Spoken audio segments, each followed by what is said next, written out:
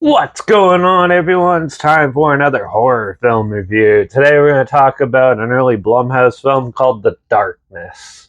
I got this in a horror pack like a year or two ago, and I finally sat down because I've seen it before, but I kind of forgot about it, so I decided to watch it again. It was released by Universal May 13th, 2016. It stars Kevin Bacon. Uh, that guy. Yeah. It was produced by Jason Blum, Bianca Marting, and Matt Kiplin.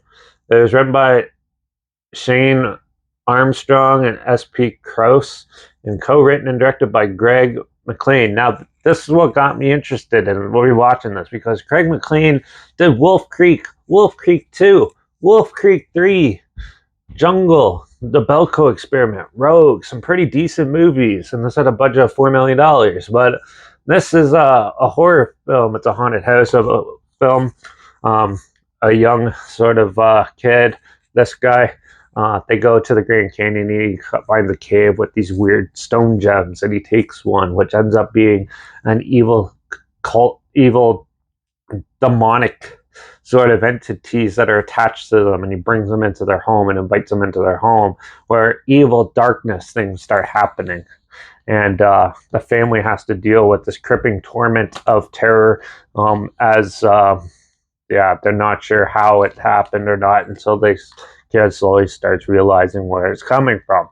Um, yeah, so first off, the acting in this is actually pretty good. It was a little more impressive than what I remembered, and as far as I'm concerned, Kevin Bacon is good.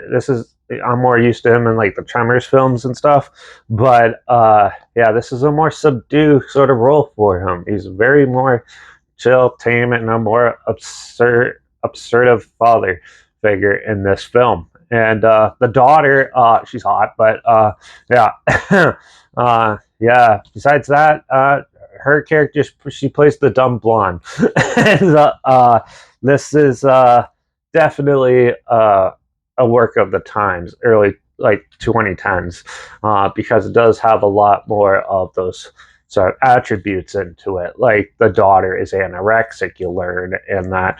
And then, but the big thing about this film is the horror elements are super tame. This is a good beginner horror film, I'd say. Like if you have someone that does not like horror and you got kind of want to watch something a little more edgy, not really scary, but something you and the other person can get along with, this one might actually work for you, both of you. But yeah, from the tip, but besides the typical characters in this movie, this film and basic story, yeah, they really tamed this film down. It's a PG-13 movie, and I think they were trying to make it a little more edgier, or more like an R-rated, more almost Conjuring sort of style. But for what it is, it definitely has the lack of scares and stuff. It's super tame. Everything's brightly lit and so clear to see. And there's not really much paranormal stuff in it. It's more like creepy, weird atmospheric things that happen, which kind of works, kind of doesn't. And with that, it just makes it a tame, lame watch. And for me, anyways, because I watch so much of this stuff that, yeah, this one is definitely on the lighter end. Now, it's from the producers of The Purge and Insidious, where it sort of has sort of like an Insidious sort of feel, but very light. And yeah, so I think they're trying to go for more family-friendly horror film, I guess, because that's what this feels like. It does not feel like your typical haunted house film. And yeah, I don't really have anything else to say for it besides it has some interesting elements to it, but very little. And besides basic characters, a basic story, and a super tame atmosphere, it's probably not going to be for all the horror fans out there. It's definitely more geared towards getting newer audience members into the horror genre, I think. But still, even with that, this is a pretty tame movie. So I'm going to give The Darkness a 1.5 out of 5. It's pretty boring and not super interesting. Besides having a cute 20-something daughter in it, and a stupid kid who takes demonic rocks with demons attached to them to their house and causes it all. this film does not really much have anything else. Oh, also, I do really like the dumbed downness of the stupid, no one cares, the character who doesn't care a lot, and Kevin Bacon's father's character.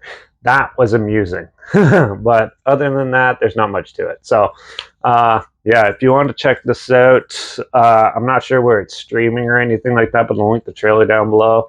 Also, make sure you check out my Instagram that's linked down below. That's where I post clips of films and review in the future. All my stories, you put the film title in there and some history thing in there as well. Also, my Letterbox down below, Derek P Reviews. That's where I post my first star rating right after watching the films.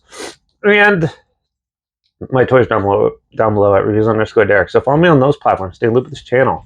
Like this video, share it so more people will ever comment your opinions of the film down below. If you have any films or film franchise, and any genre and on any streaming service I want to hear my opinions on in the future, comment those down below too.